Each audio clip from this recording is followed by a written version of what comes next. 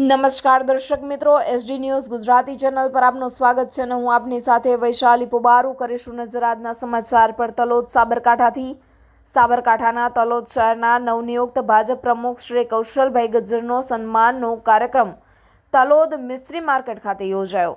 તલોદ ભાજપ પ્રમુખ કૌશલભાઈ ગજ્જરને મિસ્ત્રી માર્કેટના તમામ રહીશો, પૂર્વ કાઉન્સિલર નરસિંહ કાકા, બુથ પ્રમુખ જયેશભાઈ પટેલ, ધર્મેન્દ્રભાઈ, પરેશભાઈ, સુભાષભાઈ, રાકેશભાઈ, પ્રવીણભાઈ, સચિનભાઈ તેમજ અશોકભાઈ મિસ્ત્રી સમસ્ત મિસ્ત્રી પરિવારે કૌશલભાઈનું મોં મીઠું કરી કુમકુમ તિલક કરી ફૂલહાર કરી તેમજ શાલ ઓઢાડી સન્માન કરવામાં આવ્યું। આ સન્માન પ્રસંગે કૌશલભાઈ ગજ્જરે જણાવ્યું કે ભાજપ મોવડી મંડળ જે મારા પર વિશ્વાસ મૂક્યો છે તેને હું નિષ્ઠા તથા પ્રામાણિક પ્રમાણે જે પણ કામ હશે તે હાજર રહી ખંભાથી ખભો મિલાવી અને પૂર્ણ કરવા શહેર પ્રમુખ દ્વારા હું આપને જણાવું છું।